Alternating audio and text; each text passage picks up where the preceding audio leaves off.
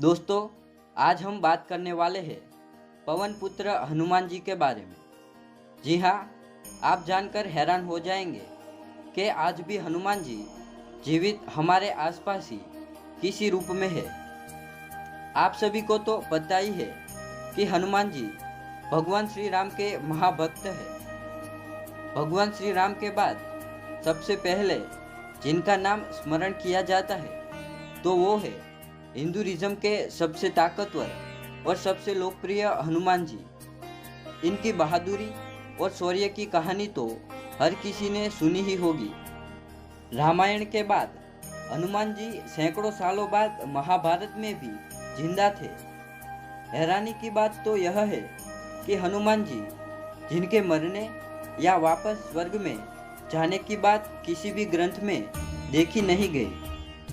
दरअसल रामायण में भी बताया गया है कि श्री राम के धरती छोड़ने तक हनुमान जी अयोध्या में ही उनकी सेवा करते रहे और उसके बाद उन्होंने वन को ही अपना निवास स्थान बनाया। बजरंगबली के बारे में बताया जाता है कि वे अमर है। कहा जाता है कि भगवान हनुमान जी हिमाचल के जंगलों में रहते हैं, लेकिन उनकी मौजूदगी के प्रमाण अब तक नहीं मिल सके। लेकिन आज हम इस वीडियो में आपको हनुमान जी से जुड़े ऐसे सबूतों और कहानियों के बारे में बताने जा रहे हैं जिसे साबित हो जाएगा कि आज भी भगवान हनुमान जी जीवित है। इस वीडियो को अंत तक जरूर देखें और कमेंट में जय श्री राम जरूर लिखें। तो आइए देखते हैं हनुमान जी के जीवित होने के ऐसे पुख्ते सबूत जो आपको हैरान कर देंगे।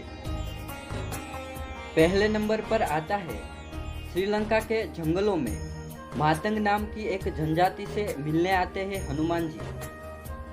कुछ साल पहले एक खबर सुर्खियों में आई थी कि हनुमान जी अब भी अपने भक्तों की पुकार सुन उनके पास आते हैं। श्रीलंका के जंगलों में मातंग नाम की एक जनजाति निवास करती है। इन कबीलाई लोगों का कहना है कि आज भी हनुमान जी उनसे मिलने आते हैं। एक अंग्रेजी अखबार में इन जनजातियों पर अध्ययन करने वाले आध्यात्मिक संगठन सेतु के हवाले से इस सनसनी खोज का खुलासा किया है। कहा गया है कि हनुमान जी इस जनजाति के लोगों से साल 2014 में मिलने आए थे। अब दोबारा 41 साल बाद वो फिर से आएंगे, यानी साल 2055 में बजरंगी अपने भक्तों से मिलने यहाँ आएंगे। आपको बता दें कि मातंग एक ऐसी जनजाति है जो श्रीलंका के अन्य कबीलों से बिल्कुल अलग है। इनकी संख्या भी बेहद कम है। सेतु नामक संगठन के मुताबिक मातंग समुदाय का इतिहास रामायण काल से जुड़ा है। जैसा कि आप जानते ही है कि हनुमान जी को वरदान मिला था कि उनकी मृत्यु कभी भी नहीं होगी। पुराणों में बताया गया है कि भगवान राम के स्वर्गवास के बाद हनुमान जी अयोध्या से दक्षिण भारत के जंगलों में चले गए थे। इसके बाद समुद्र को दोबारा लांघकर वो श्रीलंका पहुंचे। उस दौरान हनुमान जी जब तक वहां ठहरे, मातंग कबीले के लोगों ने उनकी खूब सेवा की। इस सेवा के बदले हनुमान जी ने इस कबीले के लोगों को ब्रह्म ज्ञान भोग कराया। इसके साथ ही उन्होंने यह भी वादा किया कि वे हर 41 साल के बाद उनसे मिलने जरूर आएंगे।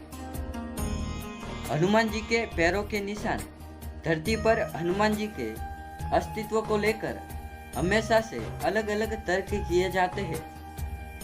हनुमान जी के सतयुग काल से ही उनके धरती पर होने के कई प्रमाण मिले हैं। देश में कई ऐसी जगह है जहां उनके पैरों के निशान पाए गए हैं। और हैरानी की बात तो यह है कि कई वैज्ञानिकों ने इन पैरों के निशान की जांच की और यह पता चला कि इनमें से कई पैरों के निशान कलयुग के समय के ही है। धार्मिक ग्रंथ के अनुसार साउथ अफ्रीका में भी विशालकाय पैरों के निशान मिले हैं। यह लगभग 200 साल पुराने बताए जाते हैं। मलेशिया के पेनांग में भी हनुमान जी के चरणों के निशान पाए गए हैं। यहाँ हनुमान जी के पैरों के निशान को एक छोटे से मंदिर में रखा गया है। मंदिर में आने वाले भक्त चरणों में सिक्के चढ़ाते हैं और यह पैरों के निशान काफी पुराने नहीं बल्कि इसी समय के नजर आते हैं। इससे साबित होता है कि हनुमान जी आज भी हमारी धरती पर हमारे आसपास मौजूद है। हनुमान जी का महाभारत काल में होना दर्शाता है कि वह आज भी जीवित है। जैसा कि आप जानते ही हैं कि हनुमान जी के बिना रामायण पूरी नहीं हो सकती। त्रेता युग के रामायण काल में जन्मे हनुमान जी सैकड़ों साल बाद द्वापर युग के महाभारत काल में भी जिंदा थे। इनके अस्तित्व को हम त्रेता युग से जानते हैं। कहा जाता है कि महाभारत की लड़ाई से पहले हनुमान जी पांडवों से मिलने आए थे। द्वापर युग में हनुमान जी भीम की परीक्षा लेते हैं। महाभारत में एक प्रसंग है कि एक बार द्रौपदी ने भीम से कहा कि उसे सौगंधी का फूल चाहिए और भीम उस फूल को ढूंढने चले गए। तभी उनके रास्ते में एक बड़ा सा वृद्ध वानर लेटा हुआ था। यह देखकर भीम ने वानर से कहा कि वह अपनी पूंछ हटा ले, जिससे उनके निकलने का रास्ता भी मिल जाए।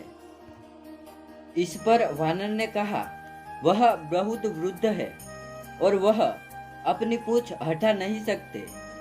तब भीम ने उस वानर की पूंछ हटाने के लिए पूरी ताकत लगा दी, लेकिन पूंछ जरा सी भी नहीं हिली। तब भीम को एहसास हुआ कि यह कोई साधारण वानर नहीं है। भीम ने उनसे पूछा कि आप कौन हैं? तब हनुमान जी अपने असली रूप में आए और भीम को आशीर्वाद दिया। कुरुक्षेत्र के युद्ध के अंतिम दिन श्री कृष्ण ने अर्जुन से पहले रथ से उतरने को कहा। उसके बाद श्री कृष्ण रथ से उतरे। कृष्ण ने हनुमान जी का धन्यवाद किया कि उन्होंने उनकी रक्षा की, लेकिन जैसे ही हनुमान जी अर्जुन के रथ से उतरकर आए, वैसे ही रथ में आग लग गई। यह देखकर अर्जुन हैरान रह गए। श्री कृष्ण ने उन्हें बताया कि कैसे हनुमान जी उनकी दिव्य अस्त्रों से रक्षा कर रहे थे।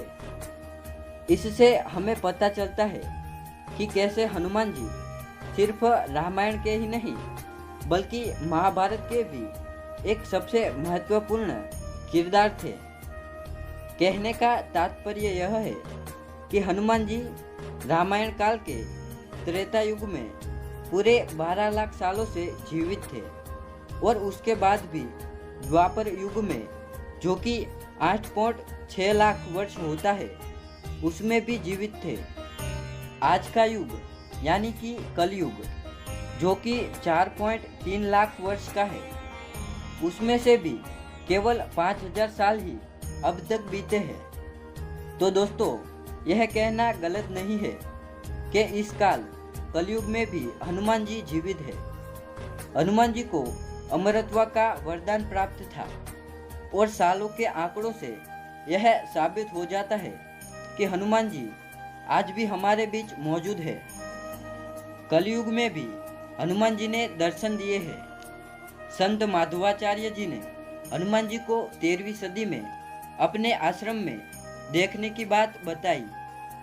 1600वें में हनुमान जी ने खुद तुलसीदास जी को दर्शन देकर उन्हें रामायण लिखने की प्रेरणा दी। इसके अलावा रामदास स्वामी जी, राघवेंद्र स्वामी और सत्य साई बाबा लोगों को हनुमान जी के दर्शन प्राप्त हुए थे। हनुमान जी कलयुग में गंधमादन पर्वत पर निवास करते हैं, ऐसा श्रीमद् भागवत में वर्णन आता है। उल्लेखनीय है कि अपने अज्ञातवास के समय हिमवत पार करके पांडव गंधमादन पर्वत के पास पहुंचे। एक बार भीम सहस्त्रदल कमल लेने के लिए गंधमादन पर्वत के वन में पहुंच गए। जहां उन्होंने हनुमान जी को लेटे हुए देखा और हनुमान जी ने भीम का घमंड चूर कर दिया था। गंधमादन में ऋषि सिद्धचारण, सिद्धाचार, देवता, गंधर्व, अप्सराएं और किन्नर निवास करते हैं। वे सब यहाँ निर्भीक विचरण करते हैं। हिमालय के कैलाश पर्वत के उत्तर में गंधमादन पर्वत है। ये पर्वत कुबेर के राज्य क्षेत्र में था। सुमेरु पर्वत की चारों दिशाओं में स्थित गंजदंत पर्वतों में से एक ये इस काल में गंधमादन पर्वत कहा जाता था। आज यह क्षेत्र तिब्बत के इलाके में आता है। पुराणों के अनुसार जम्बूद्वीप के इलावृत खंड और अद्रासव खंड के बीच गंधमादन पर्वत कहा गया है, जो अपने सुगंधित वनों के लिए प्रसिद्ध है। दोस्तों, पौराणिक मान्यताओं के मुताबिक जहाँ भी भगवान श्री राम की कथा होती है वहाँ हनुमान जी अवश्य होते हैं। इसीलिए हनुमान जी की कृपा पाने के लिए श्री राम की भक्ति जरूरी है। जो श्री राम के भक्त हैं, हनुमान जी उनकी सदैव रक्षा करते हैं। अमेरिका और कई देशों में वानर देव की पूजा की जाती है। अमेरिका में प्राचीन वानर का मंदिर मिला है, जिसकी मूर्ति की बनावट हनुमान जी से पूर्ण मिलती है। वहाँ की प्राचीन कथाओं में वानर को अमर ही माना जाता है।